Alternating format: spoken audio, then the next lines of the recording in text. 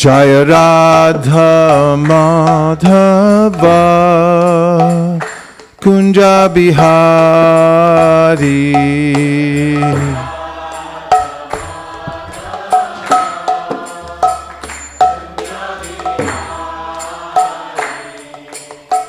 Gopi Jana Ballabha Girivardhari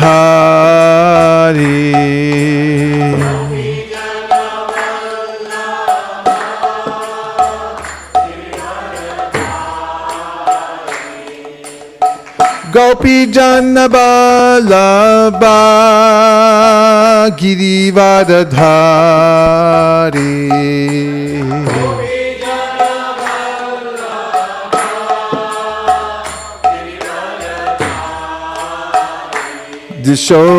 Dishodanandana Vajajanaranjana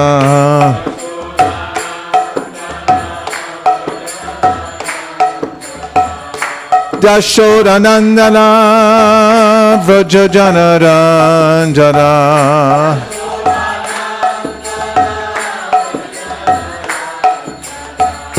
Jashodanandana Vajajanaranjana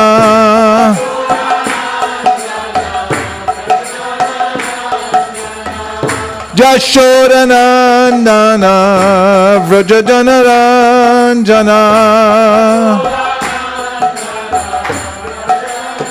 Jamuna Tira Vanachari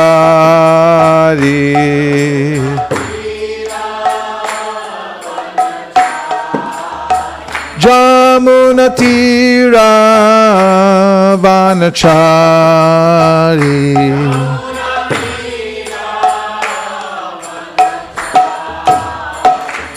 Jaya Radha Madhava Kunja Bihari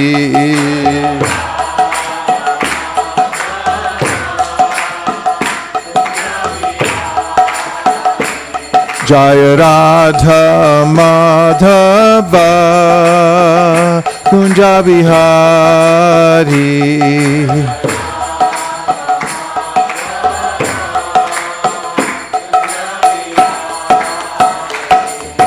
Gopi Jana Ballabha Girivardhari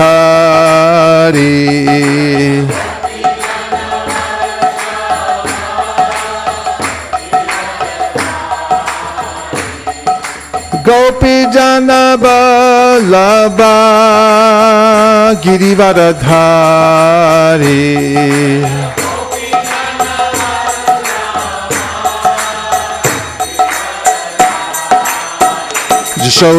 Jashodanandana Vrajajanaranjana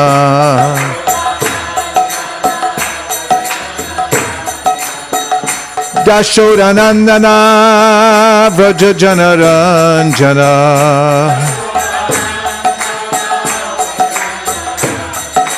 Jashodanandana Vrajajanaranjana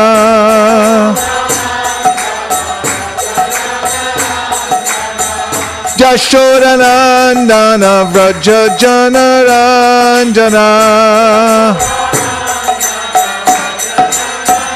Jamuna Tira Vanachari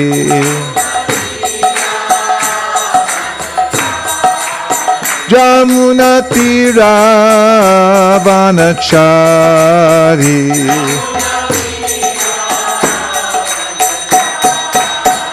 Jaya Radha Madhava Kunja Bihari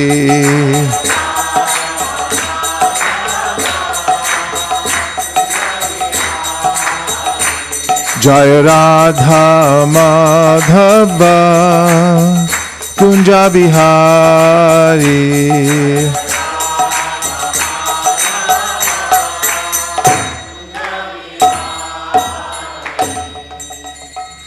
Om Namo Bhagavate Vasudevaya. Om Namo Bhagavate Vasudevaya.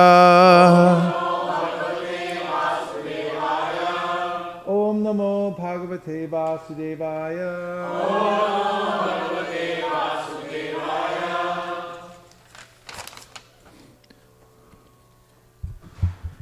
Reading from Srimad Bhagavatam 7th Canto, 15th chapter, verse number 20, 7.15.20. Okay. Narayanam namaskritya naram chaiva narottamam devim sarasatim vyasam tato jayamudiraye.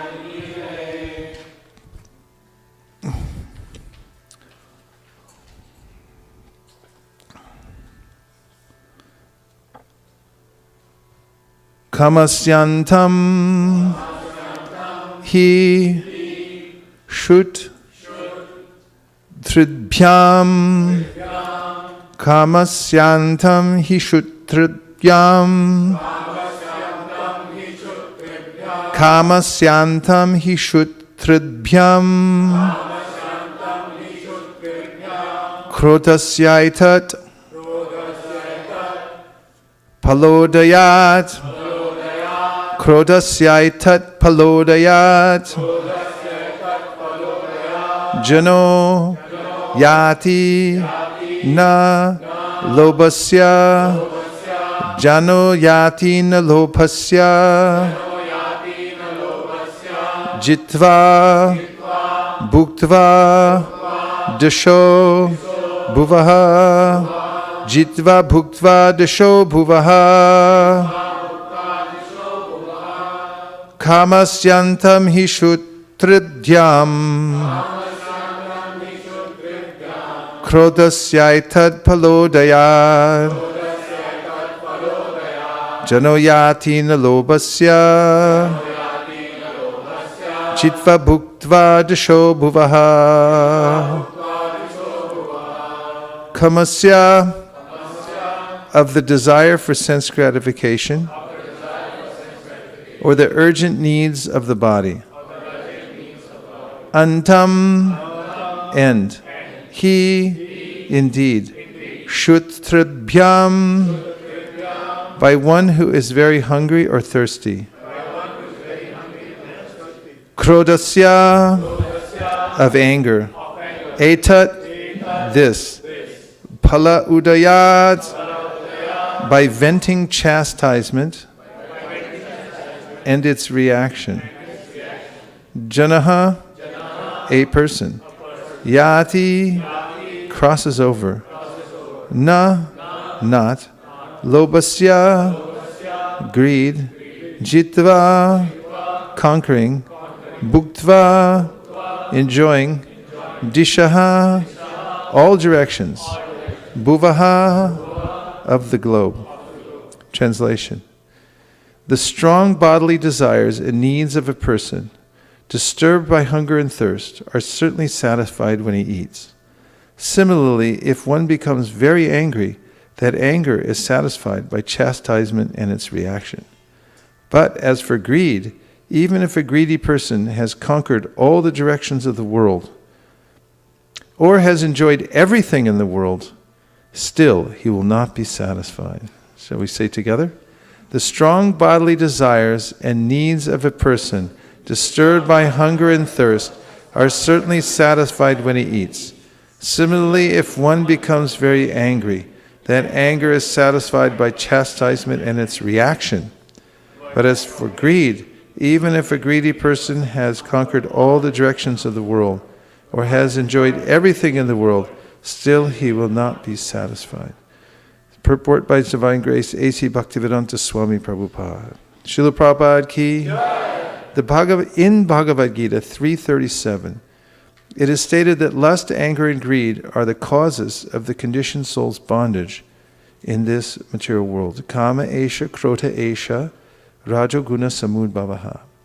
When strong lusty desires for sense gratification are unfulfilled, one becomes angry. This anger can be satisfied when one chastises his enemy, but when there is an increase in lobha or greed, which is the greatest enemy caused by rajoguna, the mode of passion, how can one advance in Krishna consciousness? If one is very greedy to enhance his Krishna consciousness, this is a great boon. Tatra laulyam ekalam moolam. This is the best path available. Om Ajnanatimirandasya Jnananjana Shalakaya Chakshurun Militam Dena Tasmai Shri Gurave Namah. Shri Chaitanya Manopishtam Stapitam Yena Bhutale Swayam Rupa Katahmayam Darati Swapajantikam Vandeham Sri Guru Sri Yuta Padakamalam Sri Gurun Vaishnavamscha Sri Rupam Sagrajatam Sahagana Raghunatham Vitam Tam Sajivam Sadvetam Sadvatutam Parijana Sahitam Krishna Chaitanya Devam Shri Radha Krishna Padan Sahagana Lalita Shri Vishakanvitanscha. Hey Krishna Karuna Sindho Dina Bandho Jagatpate Gopesha Gopika Kanta Radha Kanta Namostute Tapta Kanchana Gaurangi Radhe Vrindavaneshwari Rishabhanu Sute Devi Pranamami Hari Priye Vancha Kalpatarubhyascha Kripa Sindhubhya Evacha Patitanam Pavanebhyo Vaishnavebhyo Namo Namaha. Jaya Shri Krishna Chaitanya Prabhu Nityananda Shri Advaita Gadadhara Shivasari Gaura Bhakta-vrinda. Hare Krishna Krishna Krishna Hare Hare Hare Rama Rama Rama Hare Hare. Gopremanande Hari Hari Bo.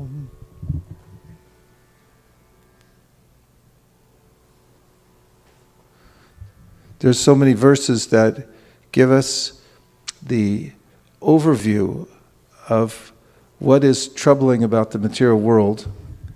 And by hearing them and then observing one's own behavior and the reactions to that behavior, one can, through knowledge and practice, refine one's activities, sadachara, which is one of the means we read about earlier. Pramanais tat sadacharais tadabhyaser nirantaram bodhayanat manatmanam bhaktim apyutamam labhet. One comes to the highest stage of devotional service by scriptural evidence, sadachara, theistic conduct, and abhyas, perseverance in practice, these three things. And Prabhupada mentions in several places, but one lecture, he repeats the mantra, by knowledge and practice, one can attain many things, or anything. And this information, given again and again in the Srimad Bhagavatam and Bhagavad Gita, informs us of the results of anger, lust, and greed. In fact, in the Bhagavad Gita, Krishna says that there are 3 gates to hell, and here they are, lust, anger, and greed, and one should therefore give them up. And he says also in the Bhagavad Gita that Shaknoti Haivaya Shodhum Praksharira Vimokshanat Kama Krodhod Bhavam Begam Sayukta Sa Sukhi Nara. That if one is able to give them up before leaving this body, Praksharira Vimokshanat, then one becomes what is said in Japanese, a Sukhi Nara, a happy human. What a concept to actually become a happy human. And it's relatively simple, although maybe not so easy. Simplicity means that there are various urges, and one has to develop the power to overcome them. And in this verse especially, it's mentioned that by understanding the reaction that one gets for certain activities, then one begins to act in a more sensitive way in this world. Because when I realize that I'm biting my own tongue, and therefore who can I blame? As said by Lord Krishna, by the Avanti Brahmana, whose story is being told by Lord Krishna to Uddhava in the 11th canto of the Srimad Bhagavatam, who found many different kinds of detractors after he renounced the world. People began to beat him and berate him and do all kinds of nasty things to him. Then he commented that when one bites one's own tongue, who can one blame? And thus he took full responsibility for all the reactions that were coming to him. And also one can realize by hearing the scripture and then observing one's own activities, when one becomes angry, one simply escalates the situation to a point, especially if one loses one's anger and is not using it for a definite spiritual purpose, which is a highly refined kind of practice and not recommended in the course of becoming angry and then saying, oh, by the way, that was spiritual. Better that one learn to master the process first and then apply it much, much later. As my mother used to tell me, first you get all A's, then you can criticize high school. So if one actually concentrates in this area of controlling the senses, especially lust, anger, and greed, then one gets the great prize of being a person who can fully fix one's mind, attention, and heart on the Supreme Personality of Godhead. And Krishna says that if one does this, one becomes happy in this life and then becomes qualified for the higher practices in life. After all, Rupa Goswami begins his treatise on devotional service, which culminates in the highest kind of love for Krishna by saying, Vacho Vegam, just control your tongue. Manasakroda Vegam, control your mind. Jiva Vegam, control your tongue.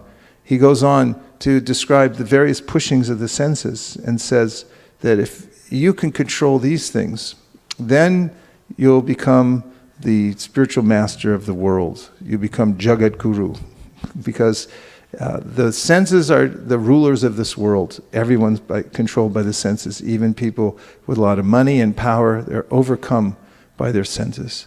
So what a great wealth it is to even know that there's a possibility of controlling the senses, and then to go about systematically controlling the senses. By this, one can actually please the Supreme Personality of Godhead and attain His mercy.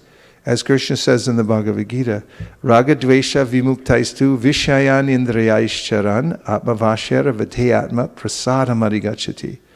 That means that those who learn this art of controlling the senses, following the regulative principles of freedom, controlling the senses so that one rises to a level beyond the control of the senses, that such a person becomes serene and gets the mercy of the Lord. So it's a worthwhile process to learn to curb the urges of the senses by engaging in devotional service. Yes? Question already. My goodness.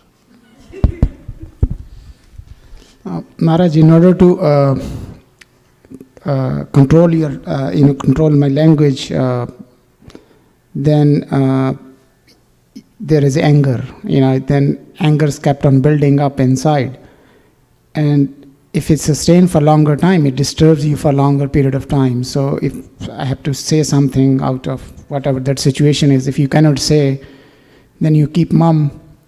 Then the longer time there's anger built in long time, and it doesn't disappear. It might subdue it for some time. My only caveat to the question is, during this whole conversation, exercise, we lose the valuable time because it doesn't go out. So what is the better way to deal with it? Because otherwise, in controlling that efforts, the valuable time is lost. So, well, first of all, I don't agree with your premise that it doesn't go out. Because And also that the way to control it is to simply remain mum, which means to not say anything. Although that may be helpful. If you don't have something good to say, don't say it at all. But it's actually important to regulate the tongue in reciting the Vedas, like we did this morning. If you take an hour or two every day to recite the Bhagavatam, Bhagavad Gita, Srimad Bhagavatam, the Brahma Samhita, and so forth, then your tongue will be so satisfied that the anger does go away. It's like, what happened to it? It was here a minute ago. It just left. And therefore, it's highly recommended that to control the tongue, one of the austerities of the tongue is to regularly recite the Vedas. Take time every day, 5-6 hours, to repeat the holy name.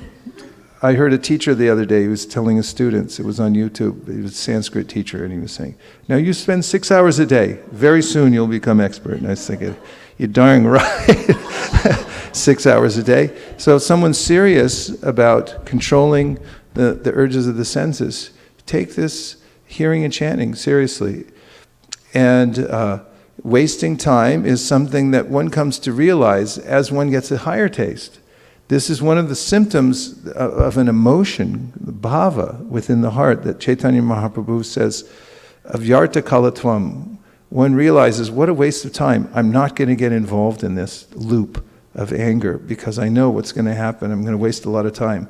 One wrong decision can end you up in jail for the rest of your life. What a waste of time that is. How much does that restrict your service? I mean, you could still do service in prison, but you know, I wouldn't seek it out.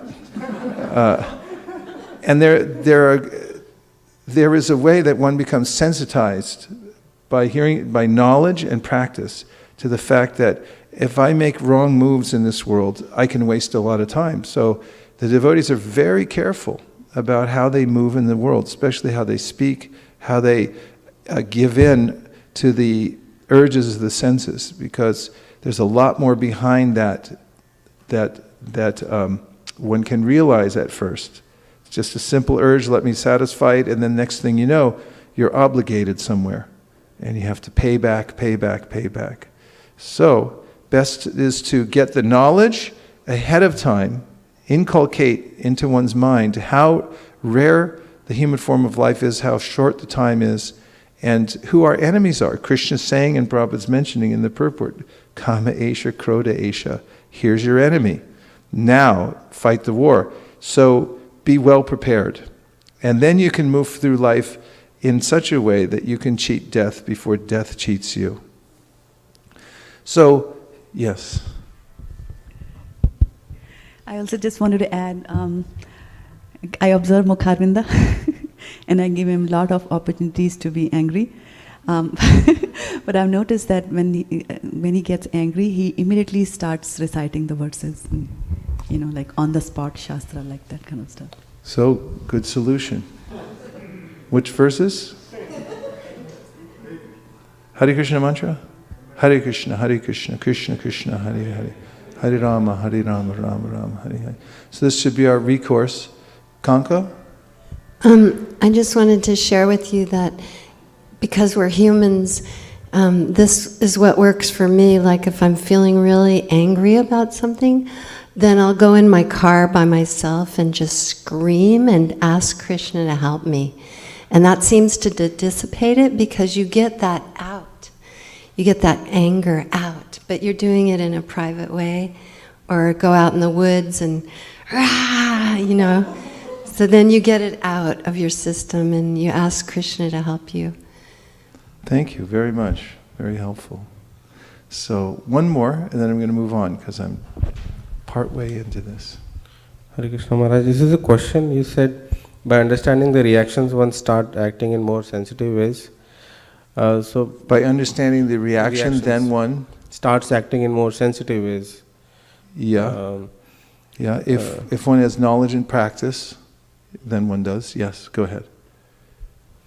Yeah, I think that is the key, because actually I was reminded of the verse in Bhagavatam.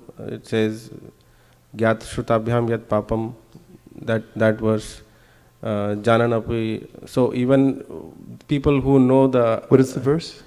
Gyat shrutabhyam yat papam janan api atmano ahitam karoti bhuyo vivashaha prayaschitta athokatam. It's like it's the verse before that elephant bath verse. So I think, as you mentioned, those two things are important. In the second chapter of the Bhagavatam, Vasudeve Bhagavati Bhakti Yoga Prayojita Janaya Yashivairagyam Jnanam Chayarahaitukam. By performing devotional service, you get knowledge and detachment. That's what's necessary to control the senses. If you have knowledge, but you don't have detachment, you won't be able to control the senses, because you'll know what to do, but you can't do it. If you have detachment but no knowledge, you won't know how to apply that. But Tachtradhana munayo jnana vairagya yuktaya pashyantya manichatmanam bhaktishuta grihita. You have to have both knowledge and detachment. And you also have to be thoughtful, says the verse.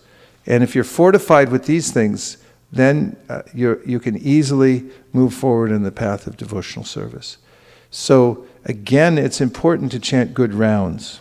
If you have a very if you enunciate when you chant Hare Krishna, we just heard the other day that the demigods, by enunciating prayers, were able to call Krishna.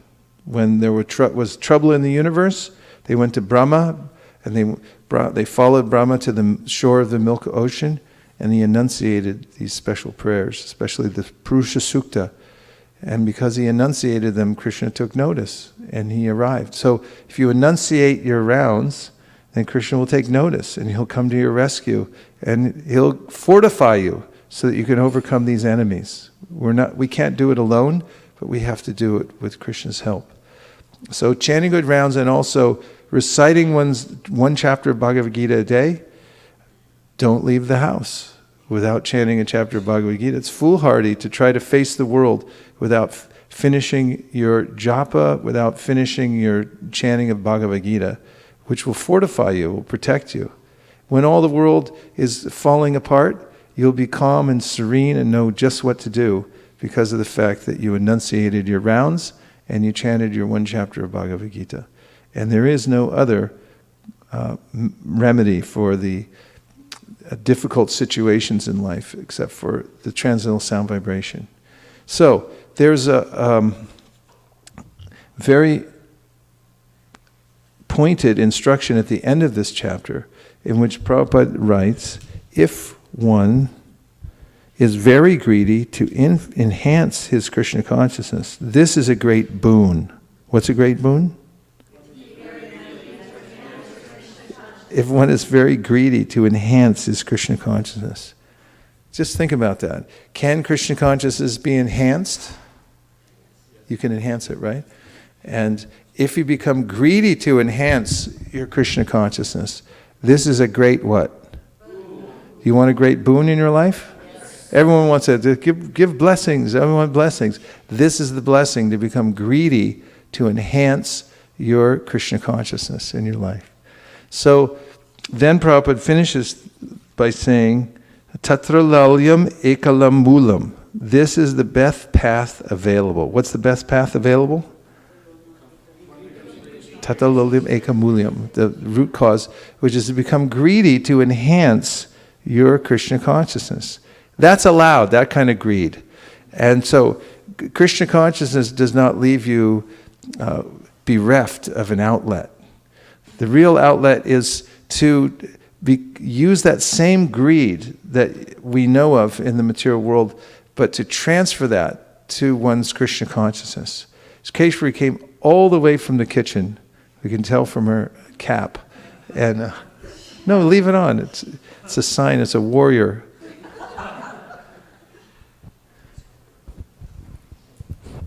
Hare Krishna Prabhu. I was thinking about, when you're angry or you're upset or you are, you just feel that you're right and somebody else is wrong. So I was remembering what Devamrit Maharaj just said on Wednesday. He was just mentioning that, I just need more Krishna consciousness. So that's the under part. But while I was always, if I get upset, I always think it's my ego or my mind that is making me run through for something that's really not necessary. So automatically when I sit down, think about it, I say, oh, these are thoughts from my mind. I just have to ignore it and keep doing it over and over again, so that some point I will try to perfect it. So I just wanted to add that, Prabhu. Thank you very much for making the journey out here. That was worth it. So there's this greed that one can develop for enhancing one's Krishna consciousness. And when I was visiting Toronto recently, I was talking to a godbrother who has an encyclopedic mind. His name is Bhumna. Any subject you talk to him about, mention, he'll have an unlimited list of items to enhance the conversation from his studies and world travels and so forth. So when we were sitting, I think, at Prasadam, and I said, this really nice Prasadam, and he said, hunger is the best spice. And I wrote that down in my book, and I really like that statement, hunger is the best spice. And this is also the statement of the Shastra according to Krishna consciousness, that we should be hungry. Very hungry, like starving hungry. And if you're very, very hungry for Krishna consciousness, then all the processes become available to you. When you lose your hunger, then it doesn't matter how beautiful the process is or how available it is, you just won't take it. But if you can remain in a state of hunger to absorb Krishna consciousness, there's a kind of a greed that when you're very hungry, any food you see, you just want to take it. And you eat with great gusto. So one of the processes, as Prabhupada says here, the best process is to become greedy, means to become hungry for Krishna consciousness. So if one associates with people who are hungry for Krishna consciousness, this tendency will also rub off on us. When we associate with people who are very lax, for instance, do you notice I just sat up and everyone else sat up? I've noticed that when I'm in a room and then a speaker or somebody, we have our attention on the speaker, all of a sudden he or she sits up straight. Then everyone else goes, okay, I'm going to sit up straight also. And subtly, whenever we're near somebody who has that hunger for Krishna consciousness, then we imbibe it. When Devamrita Swami was staying at our house, and I put him in the kutir where I live, and so I go down there for various reasons, various times of the day, and whenever I'd go in, he would be, there was always some transcendental sound vibration going on. It's like I came in and he was in there and there was a lecture of Prabhupada going. It was like a surprise visit. And whenever I'd come in, the vibration was going strong. And that left an impression. As I was walking back up the steps into the house, I was thinking, ooh, nice. No time wasted, fully absorbed. And that gave me this impression. Let me be fully absorbed. If I associate with somebody who's taking liberties and, no problem, let's take a break, then I might develop that also. So one of the key methods for developing this kind of intensity in one's devotional service and a hunger is to find out those people who have it. Find somebody who has this intense hunger for Krishna consciousness, a greed. It's apparent in them, because sometimes one can plateau in any practice and think, that's good enough. Like my Mridanga teacher, Kinshana Krishna Prabhu says, as soon as you think that you're done, you're done. And in the practice of Krishna consciousness, if you think, oh yeah, I'm good now, I'm done, this is pretty good, then no more impetus. But greed and hunger means that you have to feel, I'm nowhere, I have to move forward, I have to get the next thing. Don't waste even a second. I heard an interview with a professional musician, plays for a symphony orchestra. She's a percussionist. She went to Juilliard, which is one of the topmost music schools in America, and then she practiced. She was talking in the interview about how she would have such long practice sessions that when she was practicing on her snare drum, she said she began to see butterflies on the snare drum because she was hallucinating because she was playing for so many hours. And just by hearing that and hearing the intensity of somebody's practicing, yes, we should practice like this. Chant your rounds until you start seeing butterflies coming out. Not that you wander around and look at butterflies, but there's an intensity to your chanting. And just by hearing of somebody else's practice or seeing somebody else's practice, one should imbibe this mood, this impetus. And it's fully allowed to give this kind of intensity to devotional service. Take this also from the Shastra, that the great sages and the pure devotees and the Shastra itself is saying, you're allowed to be intense when it comes to devotional service. Don't take the advice of relatives who are like, all right, Krishna consciousness is okay, but not like that. Why are you pushing yourself so much? Why be so intense? And things like that. Of course, it's not that we become antisocial or inconsiderate in our surroundings and so forth, but we should have this mood of intensity wherever we go. And that may need to be renewed regularly to come up to the point. Never think, okay, now I've come to the point, but always be thinking, I haven't come to the point. This is greed, because no matter how much money you get, as Devamrita Swami was explaining when we were at Stanford, he said that in social studies that have been done, there was a group of people who were interviewed, and to qualify for the interview, they had to have $1 million in liquid cash, not like a drink or something, but just like readily, cash on hand, and they had $1 million in assets, and that was the minimum level starting from, because they were trying to see people's levels of satisfaction at certain levels of wealth. And then some of the people they interviewed had $10 million. And the man of the house said, how do you think my kids feel when they go a few blocks away and they associate with the family and they have $300 million?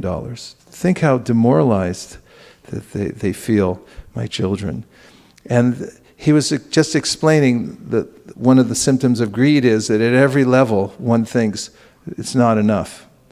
And so transferring our greed to the spiritual realm, one can also compare oneself to those you think you have $10 million worth of advancement in devotional service. Find somebody who's got $300 million and associate with them, watch how they work, and think, oh, I have to come up to that level. This kind of greed, don't waste a second. And going back to the percussionist I was mentioning, was practicing, she said she would, when putting things in her locker, she was thinking, I must do this quickly because the 5 minutes I'm spending here, somebody else is practicing those extra 5 minutes. Because they're very competitive in the music field. To try to get ahead, one must utilize every moment. And someone might think, well, this is fanaticism. Maybe on the material plane, but not on the spiritual plane.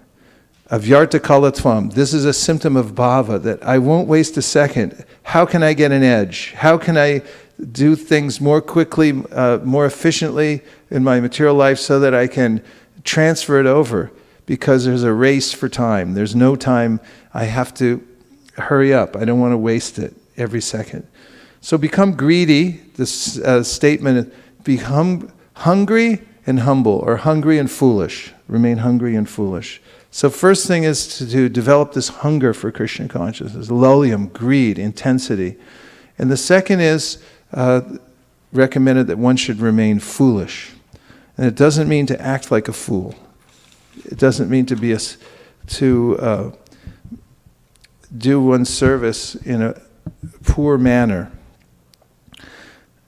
We'll look at Adi Leela of the Chaitanya Charitamrita 7.71. And here Chaitanya Mahaprabhu is talking about how he remained foolish.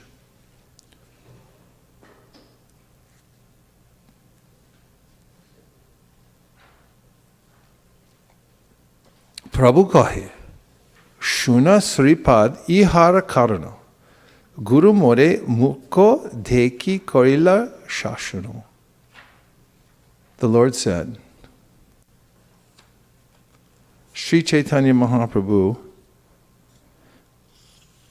replied to Prakashananda Saraswati, "My dear sir, kindly hear the reason my spiritual master considered me a fool, and therefore he chastised me." Prabhupada's purport. When Prakashananda Saraswati inquired from Lord Chaitanya Mahaprabhu why he neither studied Vedanta nor performed meditation, Lord Chaitanya presented himself as a number one fool in order to indicate that the present age, Kali Yuga, is an age of fools and rascals, in which it is not possible to obtain perfection simply by reading Vedanta philosophy and meditating. The Shastras strongly recommend Harinama, Harinama, Harinameva Kevalam, Kalo Nasteva, Nasteva, Nasteva, Gatiranyata. In this age of quarrel and hypocrisy, the only means of deliverance is the chanting of the holy names of the Lord. There is no other way, there is no other way, there is no other way. People in general in Kali Yuga are so fallen that it is not possible for them to obtain perfection simply by studying the Vedanta Sutra. One should therefore seriously take to the constant chanting of the holy name of the Lord. 72. Murko tumi tomar nahika Vedanta Vedata dikar. Krishna mantra japo shada e mantra shar. You are a fool, he said. You are not qualified to study Vedanta philosophy, and therefore you must always chant the holy name of Krishna. This is the essence of all mantras or Vedic hymns. Purport. Sri Bhaktisiddhanta Saraswati Goswami Maharaj comments in this connection, one can become perfectly successful in the mission of his life if he acts according to the words he hears from the mouth of his spiritual master. This acceptance of the words of the spiritual master is called Shrota Vakya. What's it called? Which indicates that the disciple must carry out the spiritual master's instructions without deviation. Srila Vishwanath Chakravarti Thakur remarks in this connection that a disciple must accept the words of his spiritual master as his life and soul. As his what? Sri Chaitanya Mahaprabhu here confirms this by saying that since his spiritual master ordered him only to chant the holy name of Krishna, he always chanted the Hare Krishna Mahamantra according to this direction. Krishna mantra japo shada e mantra shar. Krishna is the origin of everything. Therefore, when a person is fully Krishna conscious, it is to be understood that his relationship with Krishna has been fully confirmed. Isn't that nice? Fully confirmed. I'll read it again. Therefore, when a person is fully Krishna conscious, it is to be understood that his relationship with Krishna has been fully confirmed. Lacking Krishna consciousness, one is only partially related with Krishna and is therefore not in his constitutional position. And that's a problem. Because when one has mixed devotional service or partial devotional service, then one is in an interim period where one's still feeling the pangs of material existence, although endeavoring to come to the higher stage. Although Sri Chaitanya Mahaprabhu is the Supreme Personality of Godhead, the spiritual master of the entire universe, he nevertheless took the position of a disciple in order to teach by example how a devotee should strictly follow the orders of a spiritual master in executing the duty of always chanting the Hare Krishna Mahamantra. One who is very much attracted to the study of Vedanta philosophy must take lessons from Sri Chaitanya Mahaprabhu. In this age, no one is actually competent to study Vedanta, and therefore it is better that one chant the holy name of the Lord, which is the essence of all Vedic knowledge. As Krishna himself confirms in Bhagavad Gita, Vedaishcha sarver ahameva vedyo vedanta kridveda vedeva chaham. By all the Vedas I am to be known. Indeed, I am the compiler of Vedanta, and I am the knower of the Vedas. Only fools give up the service of the spiritual master and think themselves advanced in spiritual knowledge. In order to check such fools, Chaitanya Mahaprabhu himself presented the perfect example of how to be a disciple. A spiritual master knows very well how to engage each disciple in a particular duty, but if a disciple, thinking himself more advanced than his spiritual master, gives up his orders and acts independently, he checks his own spiritual progress. Every disciple must consider himself completely unaware of the science of Krishna and must always be ready to carry out the orders of the spiritual master to become competent in Krishna consciousness. A disciple should always remain a fool before his spiritual master. Therefore, sometimes pseudo-spiritualists accept a spiritual master who is not even fit to become a disciple because they want to keep him under their control. This is useless for spiritual realization. One who imperfectly knows Krishna consciousness cannot know Vedanta philosophy. A showy display of Vedanta study without Krishna consciousness is a feature of the external energy Maya. And as long as one is attracted by the inebrities and inebrieties of this ever-changing material energy, he deviates from devotion to the Supreme Personality of Godhead.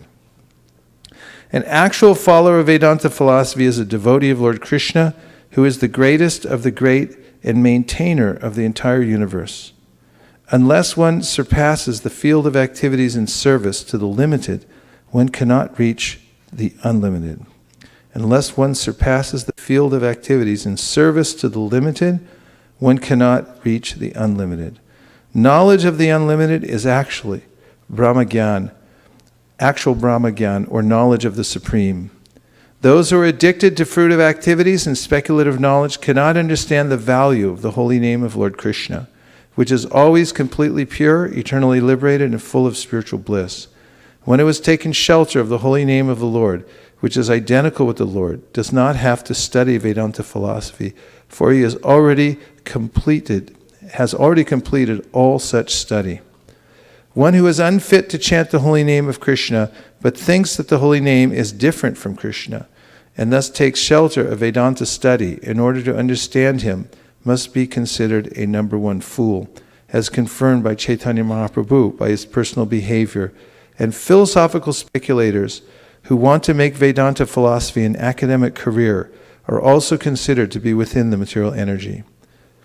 A person who always chants the holy name of the Lord, however, is already beyond the ocean of nescience, and thus a person born in a low family who engages in chanting the holy name of the Lord is considered to be beyond the study of Vedanta philosophy. In this connection, Srimad Bhagavatam 7.15.20 states, Aho batashva pachato gariyan yajiva grevartate namatubhyam te pustapaste juhuvu sasna arya brahmana churnama granantiyete. If a person born in a family of dog-eaters takes to the chanting of the holy name of Krishna, it is to be understood that in his previous life he must have executed all kinds of austerities and penances and performed all the Vedic yajnas. Another quotation states, Rigvedo tad yajurveda samavedo pya tarvanaha. Aritas tena yenoktam harir it yakshara dvayam. A person who chants the two syllables Hari, please say, Hari, has already studied the four Vedas, Sama, Rig, Yajur, and Atharva. Taking advantage of these verses, there are some Sahajas who, taking everything very cheaply, consider themselves elevated Vaishnavas, but do not care even to touch the Vedanta Sutra or Vedanta philosophy. A real Vaishnava should, however, study Vedanta philosophy, but if after studying Vedanta one does not adopt the chanting of the holy name of the Lord, he is no better than a Mayavadi. Therefore, one should not be a Mayavadi, yet one should not be unaware of the subject matter of Vedanta philosophy. Indeed, Chaitanya Mahaprabhu exhibited his knowledge of Vedanta in his discourses with Prakashananda Saraswati. Thus it is to be understood that a Vaishnava should be completely conversant with Vedanta philosophy, yet he should not think that studying Vedanta is all in all and therefore be unattached to the chanting of the holy name. A devotee must know the importance of simultaneously understanding Vedanta philosophy and chanting the holy names. If by studying Vedanta one becomes an impersonalist, he has not been able to understand Vedanta. This is confirmed in Bhagavad Gita 15.15. Vedanta means the end of knowledge. The ultimate end of knowledge is knowledge of Krishna, who is identical with his holy name. Cheap Vaishnavas, Sahajas, do not care to study the Vedanta philosophy as commented upon by the 4 acharyas. In the Gaudiya Sampradaya, there is a Vedanta commentary called Govinda Bhashya, but the Sahajas consider such commentaries to be untouchable philosophical speculation, and they consider the acharyas to be mixed devotees. Thus, they clear their way to hell.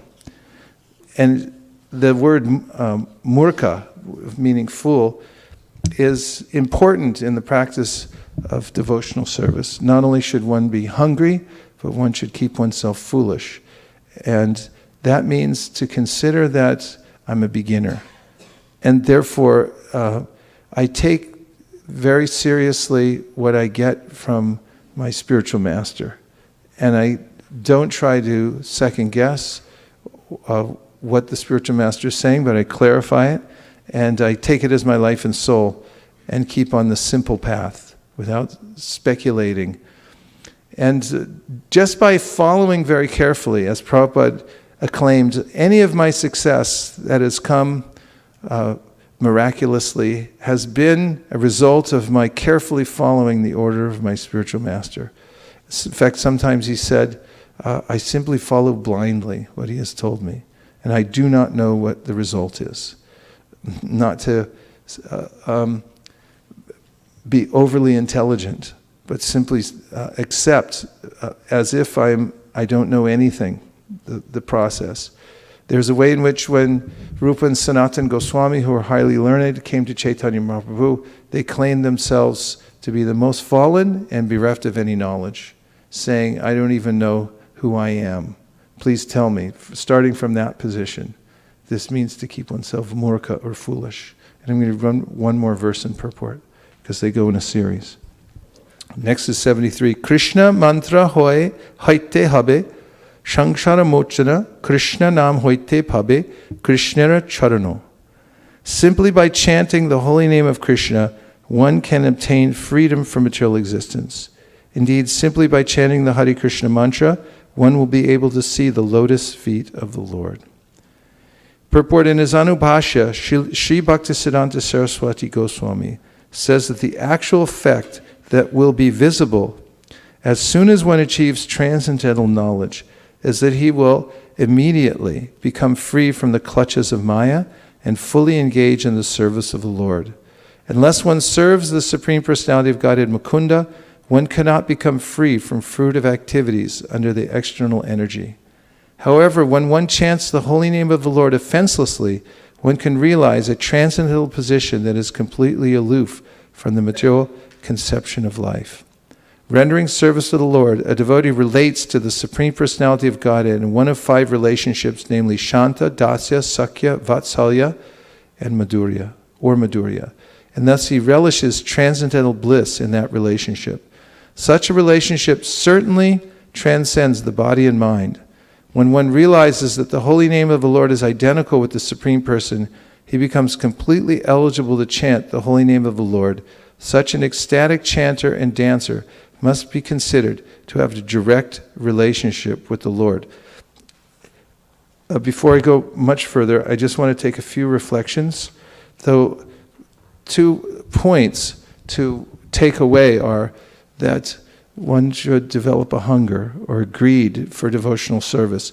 And one can also judge one's advancement in devotional service by how greedy one's becoming to enhance one's devotional service.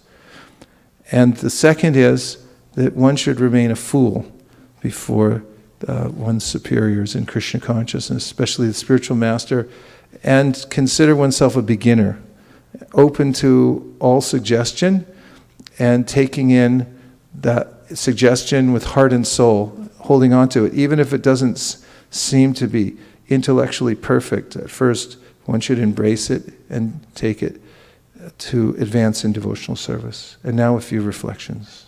Yes. Hare Krishna. Thank you for a vibrant morning, starting with recitations.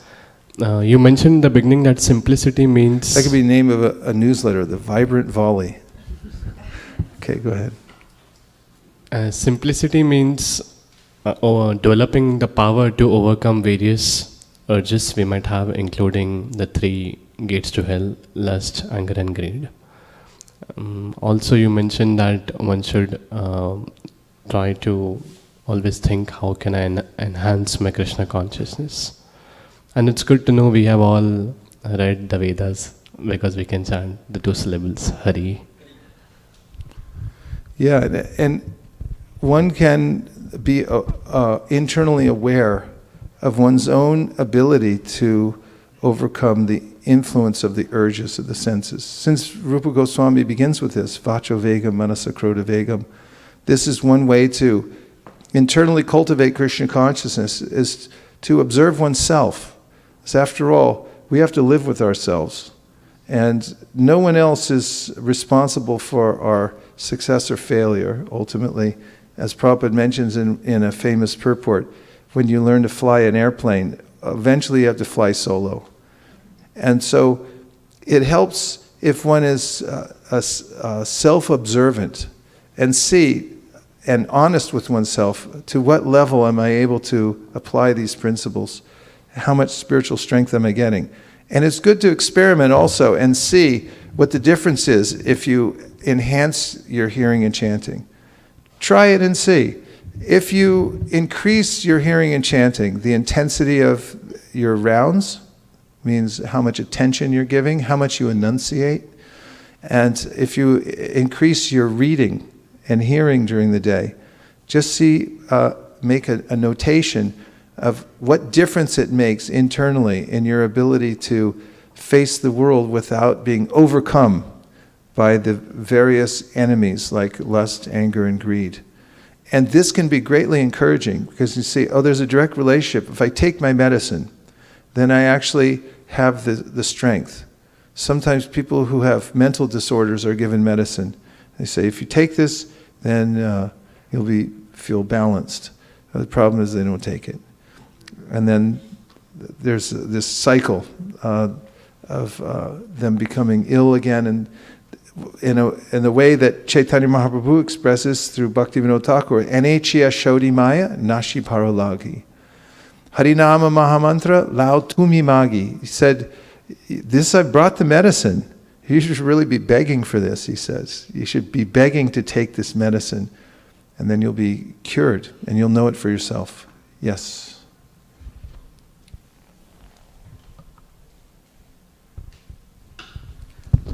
Hare Krishna Prabhuji. Thank you so much for the lecture. A couple of things that I was able to relate was about lust and anger. Chapter 3, right, Krishna says, I'm the origin of everything. So in that sense, he also mentions, if you direct the lust and anger towards me, everything becomes spiritualized. And 2 things... Where's that? In chapter 3? Yeah. So Bhagavad Gita? Yes. He says, I'm the origin of everything in one of the verses. So that's maybe you're thinking, is there a verse like that in the 3rd chapter? I'm purport. thinking 10th chapter, in the purport. I think, yeah, he 10th chapter, Ham sarvasya prabhavo matak sarvam pravartade iti matva bhajanti mam buddhava. I'm the source of everything, material and spiritual world. So in that sense, I was thinking, even he is the source of lust and anger, but if he can direct towards him, right, they become spiritualized. So 7th chapter Gita, Krishna says, Kamusmi bharatarshava. I'm lust, which is directed towards Krishna, producing Krishna. Dharma virodo bhuteshu, yes. Yeah. That I'm the lust that is according to dharma. Yeah. Can be directed in that way. So one particular way I was able to relate is, if you look at Ramayana, right, Ravana, so like Hanuman, right, when he burns the Lanka, he basically is displaying his wrath and anger, but for the Lord, and then he becomes the greatest devotee of the Lord. Similarly, Arjuna also, right, he's saying, Krishna is saying, yeah, show me your anger in slaying the enemy, right, something like that. So it's towards the Supreme. Yeah, those examples are given regularly, that Hanuman and Arjuna. And also, as I mentioned earlier, one should be careful about becoming angry and then saying, that was just like Hanuman. Or I'm just like Arjuna, I became angry. first become expert in controlling your anger. And once one's expert at controlling anger, then one will know how to direct anger in a Krishna conscious way. Not that. Thank you. There's a story of Gopalaban. He was a rascal. His friends asked, why don't you ever offer anything to Krishna? You never do any sacrifice. And he was carrying a big tray of grains, and the wind came along and blew it away. And he goes, I offer that to Krishna. Don't offer something that's incidental, that was being taken anyway, or you lost your... Prabhupada used to correct devotees when they would do something foolish, and then they say, oh, it's Krishna's mercy. He said, not Krishna's mercy, it's your foolishness that you made the mistake. Thank you for your points. Very nice. Yes. Who is next? Hare Krishna Prabhuji. Wonderful class. And very glad to be here. I really like the point of becoming greedy in Krishna consciousness. And what I think is we need to be greedy now. Because if we don't become greedy now, then I might think that I have about 30 years left. I can do later on something like that. But the point is that probably after 10 years, one by one, all my senses will be taken away, I can have glasses, I can lose sense of hearing, all the senses will slowly go away before you die. So we need to think about that, and we need to become greedy right now. Thank you. Yes, this point about realizing that the temporary nature of this world tends to give one this feeling of urgency. There's when Tamal Krishna Maharaj left the world, his family members said, from now on, when anybody leaves the house, we always say, I love you, because we didn't have that chance. He walked away the last time, and then we just thought, he'll be right back, but he wasn't. And there's the way in which I can take many things for granted, that everything's just going to go on. But if one can be in a heightened state of realization, Kamala dalo jala, jivana talamala, that I can slip off at any second. There's an old saying that treat every moment as your last.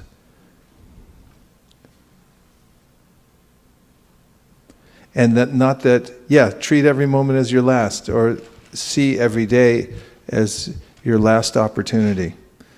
And compartmentalize each day as the most important.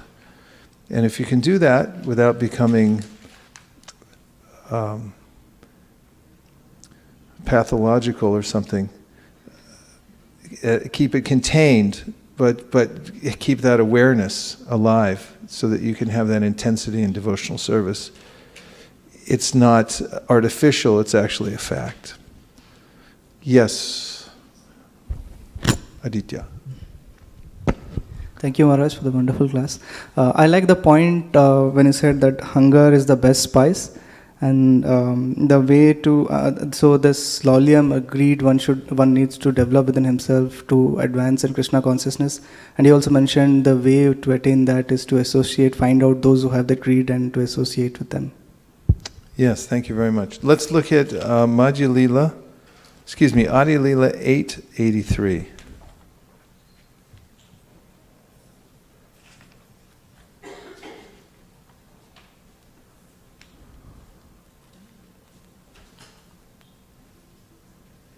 Hare Krishna, Krishna Krishna, Hare Hare, Hare Rama, Rama Rama, Hare Hare, Hare Krishna, Krishna Krishna, Hare Hare, Hare Rama, Rama Rama, Hare Hare. Oops. Well, maybe it's Madhya-lila. Oh, no, it's not. Here it is. This is what I was looking at. Murka nicha shudra mui vishaya lalasa Vaishnava vagya vale kari etika sahasa. This is the words of Kaviraj Goswami near the end of this chapter, called The Author Receives the Orders of Krishna and Guru, because we were talking about receiving the order of Guru.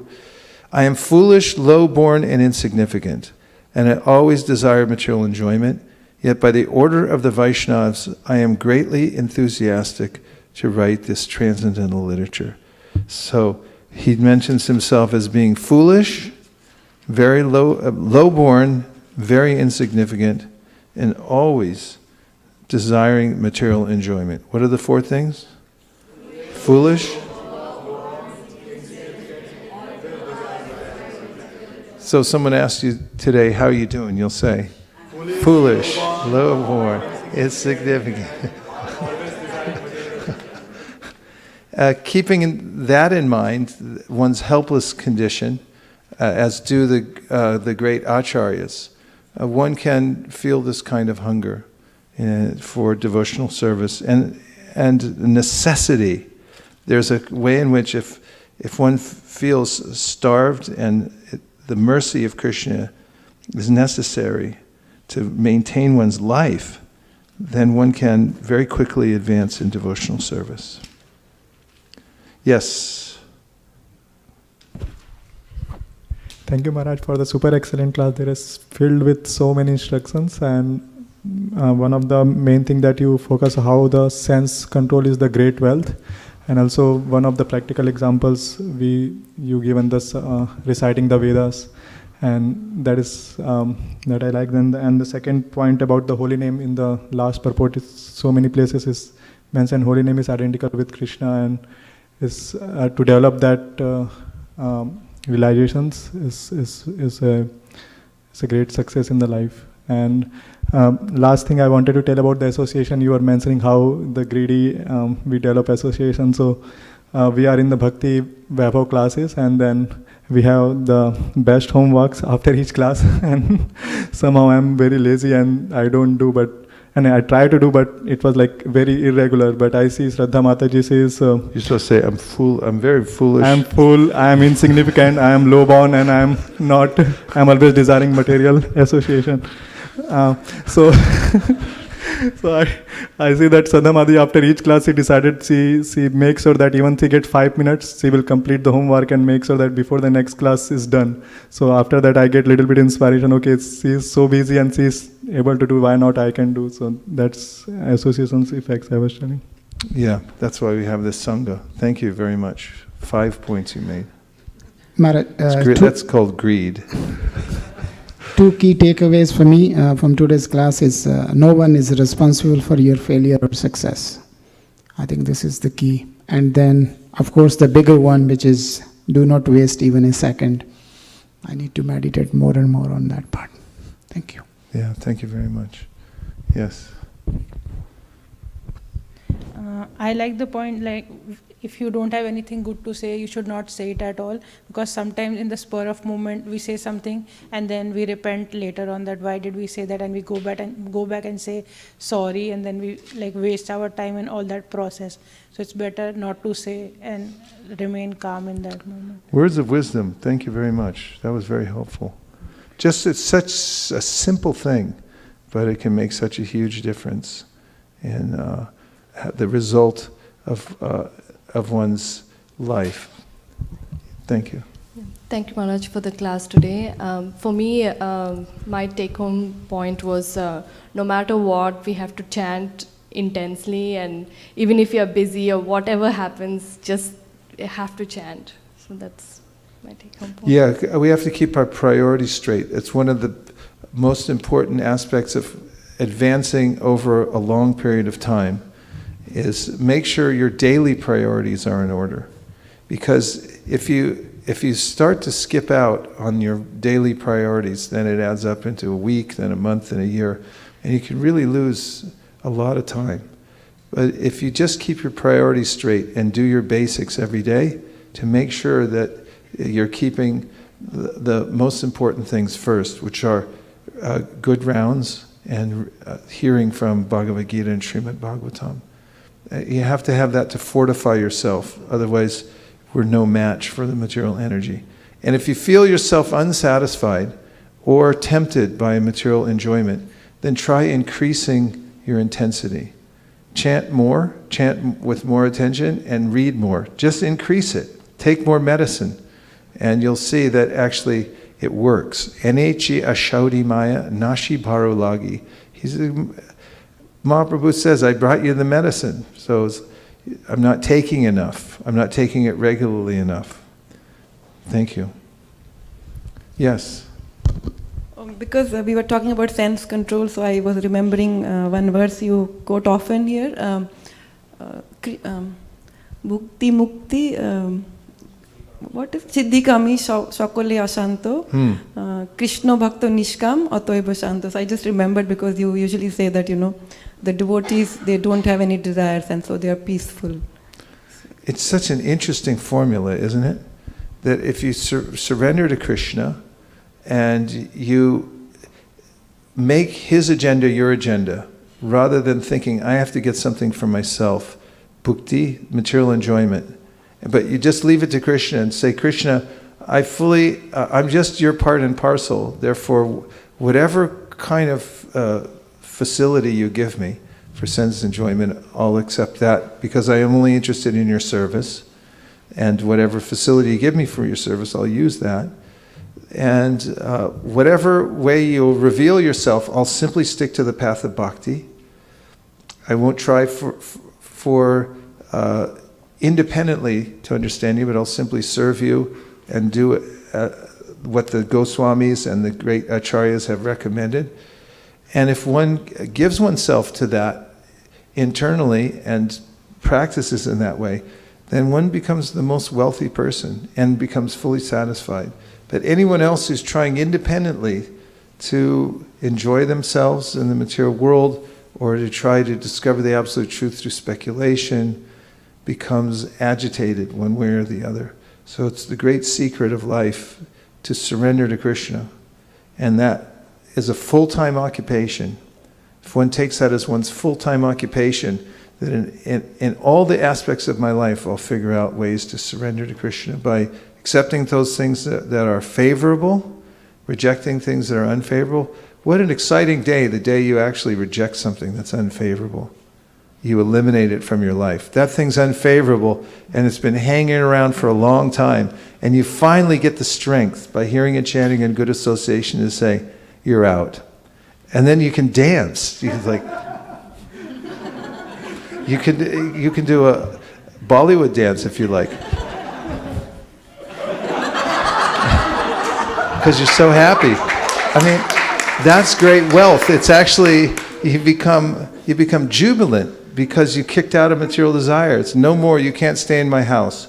There's somebody, a python comes in one's house, or a cobra slips in, he's like, it's no big deal, he's hanging around somewhere.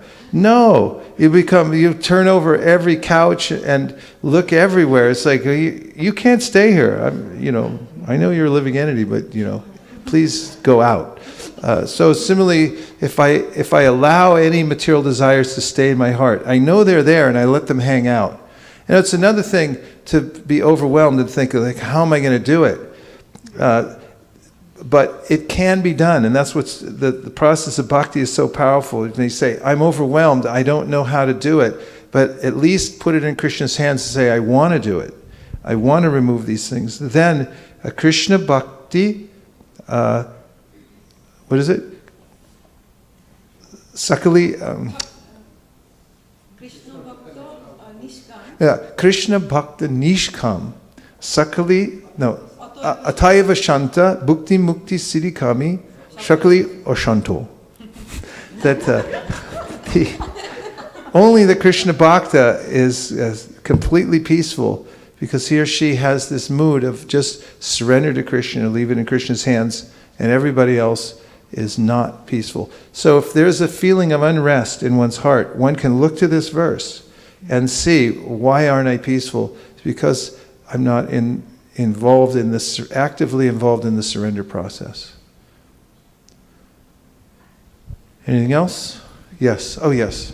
Hamsapriya. I like the point you mentioned that when you walked down to your kutir and you saw Devamrita Maharaj was hearing lecture, and it caught your attention, and you said, nice, he's not wasting time. And I was just wondering, that also kind of reinforces us also that we want to hear and chant, but it just kind of also kind of said, okay, that's what I'm going to do. I'm going to be listening. I'm not going to be wasting my time. So it kind of just puts also the awakening seed in your heart. So thank you for sharing. Yeah, it's partly the purport to that verse. Sadhu Sangha Sarva Shastra Koi Lava Matra Sadhu Sangha Sarva Siddhi Hoy. There's a way in which sometimes we apply that to the beginning of Krishna consciousness, that I saw somebody, I became... But as we continue, even you can rectify your Krishna consciousness in 1 second. You see somebody who's applied the process of surrender to their life more than you have. And you see them for 1 second, and then 1 second, and you notice it, and Super Soul says, yep, that's it. They're more surrendered than you are. Then you go like, okay, I'm going to surrender now. You become inspired. Recently, I was somewhere, there was a initiation ceremony, and someone came back and was just saying, oh, I want to renew my vows now, because they attended the initiation. When you see new people come into Krishna consciousness, and they're more enthusiastic than you are, you should take it. Remain a fool. Don't think I'm an expert. Expert mind thinks, I'm good. But the foolish mind, the person who's always remaining hungry and humble, takes it from new people. Just like Chaitanya Mahaprabhu in the temple of Lord Jagannath would stand back by Garuda Stamba. And one day in the crowd, some woman came and climbed up Garuda Stamba and used his shoulder as one of the places to put her foot. So she could see Lord Jagannath. And Govinda go, get down, what are you doing? And Mahaprabhu then broke his trance and looked and saw what was happening. And he chastised, Govinda! Said, Govinda, you're an uncivilized person. If I had that much enthusiasm to see Lord Jagannath, then I would consider myself fortunate. He took that from the environment. And that's how we should also see, not just there's an advanced person, but we could see it even in a neophyte. Even people we meet on the street that we're distributing books, and we can see some enthusiasm. Oh, this is something I've been looking for my whole life. It's like, oh, why aren't I still feeling like that? Go back to beginner's mind and start over again. Be a fool. And don't be afraid to be a beginner again. That's where all the advancement is. And when we block our advancement by becoming experts, then we plateau in devotional service. Akuranath Prabhu. By the way, the conquering hero coming back has, there was a case against, we lost some money unnecessarily because the government took some property tax that they didn't deserve in the beginning. But Akuranath, over the last 3 years, has diligently been finding strategies, ways to get it back, and he handed it over to a team of law students at Stanford who won the case and reported to us yesterday. So.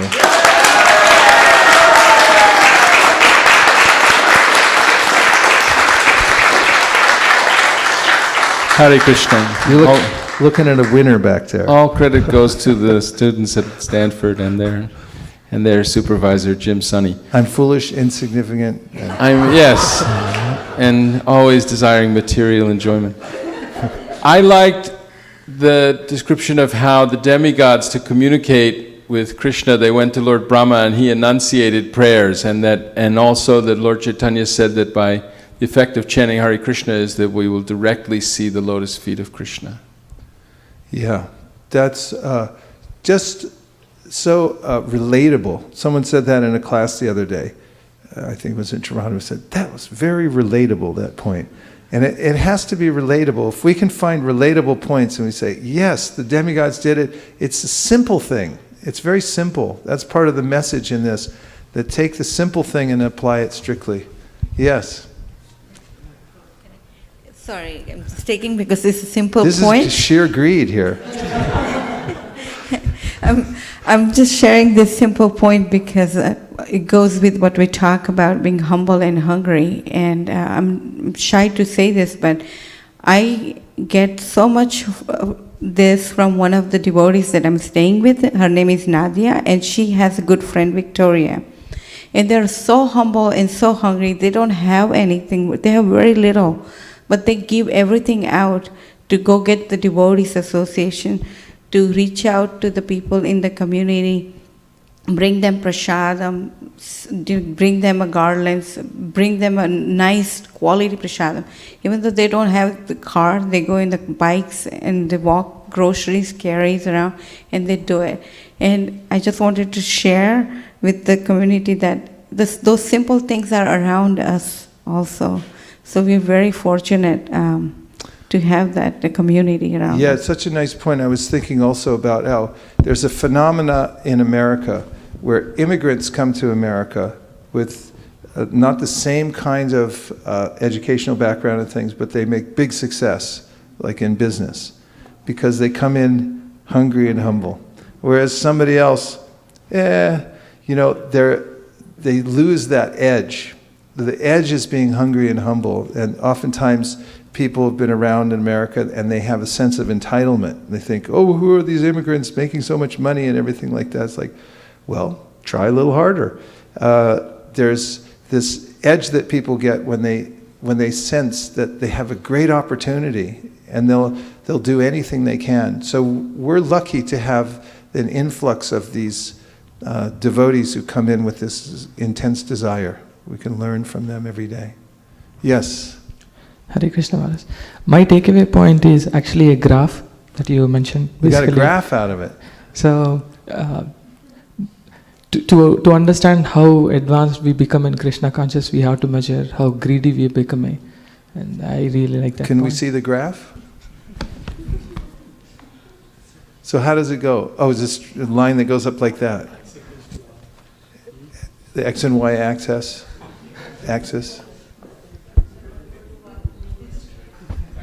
Thank you very much. To see how greedy we are in Krishna consciousness. Yes. Yeah, Hare Krishna Maharaj. Just to resonate that same point, Maharaj, that looking at the newcomers, you develop the enthusiasm again. It kind of reminded me, many of the companies in IT, one of their successful formula is that they recruit many new fresher people because they think they have new ideas, they have enthusiasm. And those are the companies who are really doing good. So just wanted to say that even works in the material realm, actually. And Chaitanya Mahaprabhu, wherever he saw that adherence to the order of the spiritual master and spiritual greed, he would acknowledge it. For instance, in South India, he saw a Brahmin who was illiterate, who had been given the instruction by his spiritual master to read the whole Bhagavad Gita every day. And the Brahmin would sit there and read the whole Gita, and people were laughing at him. And he noticed, Mahaprabhu did, that the Brahmin was crying. And he said, why are you crying? He said, my spiritual master told me to do this. And even though I'm not very expert at it, I think about Krishna while I'm doing this, and I feel great emotion. And in that context, Srila Prabhupada gives the verse, Yasya Devi Parabhaktir Yata Devi Tataguru Tasyaite Katita Hyarta Prakashanti Mahatmana. To those who have implicit faith in the order of the spiritual master and in Krishna, then one can understand the import of the Vedic teachings very quickly. And to know that this is the secret to life and adhere to that very carefully, depending on Krishna and the order that comes to one through the disciplic succession, is a great secret in life. And it's a very simple thing, but we have to increase our desire to follow, and we also have to increase our hearing and chanting. That's the real secret in life, is to take the medicine thoroughly and make sure you keep taking more and more dosage. Become like addicted to the medicine, and let it become a major part of your life every single day, and then notice the difference in how you overcome lust, anger, greed, and other kinds of emotions. We have 2 last ones, and then we got to go. 3, and then we got to go. 4, and then we got to go. Okay, quick. Let's go. Thank you, Maharaj, for the class. I like the point where you said that we have to be very, very careful when dealing with outside world, because a single misstep can cause a lot of waste of time. So I remember I get this argument in the company where it causes me a lot of distress and lot of waste of time. So I can actually avoid it. So I take that point actually. Yeah, I read recently, Prabhupada said, Vaishnavas are not argumentative. No need to develop an argumentative attitude. This is 2, then 3, then 4. Thank you for sharing your mother's the statement, until unless you get all A grades, don't criticize the high school. That's like a very big import is there in that statement. And also in the same, Ramrati Prabhu was telling yesterday, one of my senior director, he was mentioning his, like, he is like a very, like, graduated from a PhD from a very, very well-known university in East Coast. And then after 14 years, he went to meet his guide who has given him PhD thesis. And so he went and he told that the first question his guide asked him, okay, tell me what you learned in your 14 year of Intel career, whatever company's career, and in 14 years what you learned. So he told that I was just deeply humbled. Here is a person who has given me the PhD degree because he was his guide. And his first question when he meet, he's asking that, okay, how can, tell me what you learned in all your 14 years. So he was trying to leverage, and he was telling how is learning and humble and police even in the material circle is, those are really successful, they learn. Yeah, and Prabhupada mentioned how the spiritual master sees those who come in the role of disciples actually being sent by his spiritual master to come and help enliven and help fulfill the order of his spiritual master, at the same time teach basic lessons. Okay, 3 and then 4 on the internet. Go ahead. Hare Krishna Maharaj, thank you so much for the wonderful lecture. One key takeaway point for me is whenever there is a temptation throughout the day or any distraction, increase chanting and reading, and we'll find the difference. But one particular problem I face with trying to read more, and I'm looking for a solution from you, is while trying, I usually try to meditate on, while reading, I meditate on every verse that I read, but usually the mind goes into distraction zone, and the specific distraction I face is before even I absorb the point, I try to phrase it in my own words and examples in the attempt of trying to share it with others. But that disturbs the humble mood as well as it takes away valuable time. And so keep a pen and paper next to you or somewhere to write things down. And when you get a point like that, just jot it down and move on. And then come back to it and you can fully explore it later. That's an easier way to do it. So you can make a notation and then come in and fully explore the metaphor, whatever way you wanted to present it later. But it's not such a bad distraction. There are worse things in life. Thank you very much. This is from Gandharvika Mataji, an observation from her. She says that this was regards to you talking about chanting. So I just want to add how we have done all other activities like eating, sleeping, defending, etc. in all of our previous lives. And the only thing that distinguishes us from previous animalistic life is chanting.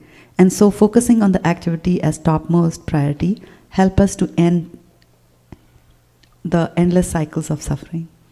In the Chaitanya Bhagavat, Vrindavan Das Thakur mentions that most of the species we run into have tongues. Well, many of them. I don't know about most. But do chickens have tongues? Do they? Yeah. Thank you. Jamuna, you've lived on a farm. You know these things. Snakes? Yes. How about a possum? Yes. Raccoons? Cats? Dogs? And he mentions that all these species have tongues, but they can't say Hare Krishna. But the human being can say Hare Krishna. Say Hare Krishna. Hare Krishna. So to take advantage. Mark Twain once said, the person who doesn't read books is no different than the person who doesn't have access to books. So if we have the human form of life, if we don't use it to take up Krishna consciousness, then the Shastra says you're no better than an animal. I mean, animals are nice, but they don't have any religion. I notice they know everything about everything, animals. They're really smart and very conscious. They know when you're coming, they know when you're nice, they know when you're mean, everything. It's just they can't chant japa. So chant japa and enunciate the prayers And then you actually ascend. You go back to home, back to Godhead. And animals, they can listen to you and take advantage of it. But there's that part of the first Hare Krishna record where Prabhupada said even a dog can chant. That's true. But he mentions in the song Parama Karuna that Chaitanya Mahaprabhu made animals chant. In the forest of Jarikanda, he said, we may not be so potent to make them chant. That dog chanted in the presence of Mahaprabhu. But Prabhupada said, at least we can get the human beings to chant. But I did recommend, you could try. I mean, there's a cat that comes in my backyard and always like, Hare Krishna. But not yet. Coming along. I'll let you know when it happens. Vancha kalpataruscha kripasnabhevacha patitanam pavanebhyo vaishnavebhyo namo namaha. I'm sorry, Shraddha, there was somebody else online. Who was that? Oh, Harivamsha, okay, go ahead. So Harivancha Prabhu has this question that I once heard in a lecture given by His Holiness Bhanu Swami Maharaj, that there's a difference between foolishness and ascribing some outcome to our karma, or as Krishna's mercy, as you mentioned in the story of Bharan.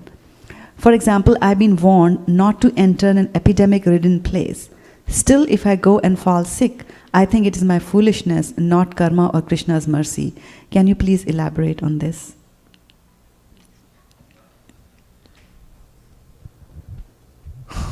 Next. I didn't quite get the question, I'm sorry. So basically he's asking the difference between foolishness, doing something foolish, and ascribing it to be the outcome of our karma or Krishna's mercy. I see. Difference between foolishness and ascribing something to... Ascribing the result of our creation. Akurnath Prabhu. You said earlier in the class,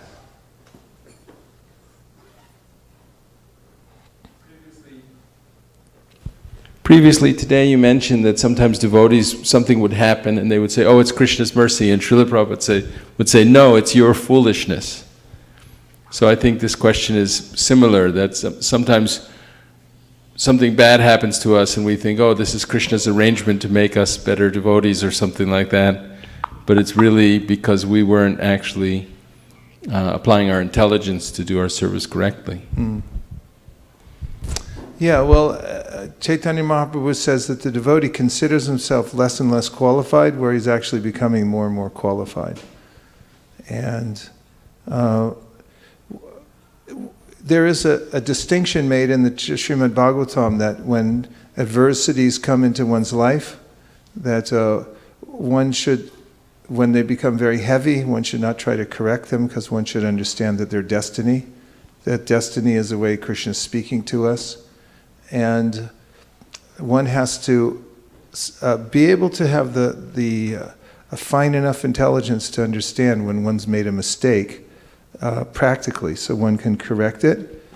And sometimes one makes mistakes sincerely in the process of trying to advance Krishna consciousness movement or enhance one's own Krishna consciousness.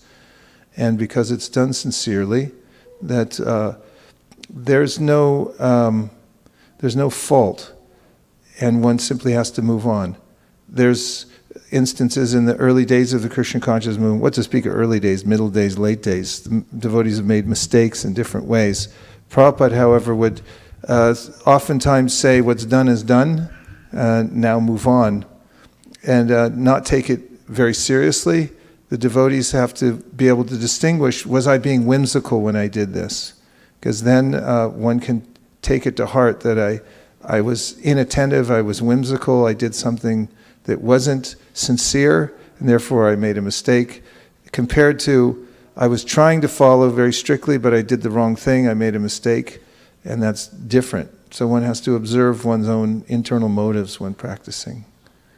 And I'll have to get more personal instruction from Harivamsha about what he meant from that question when I talked to him. Go Premanande Haribo! And now we're going to have a Guru Puja. So we'll move all the mats and the carpet. And we thank everyone who's joined us online this morning in the coming together to hear and chant the holy vibrations.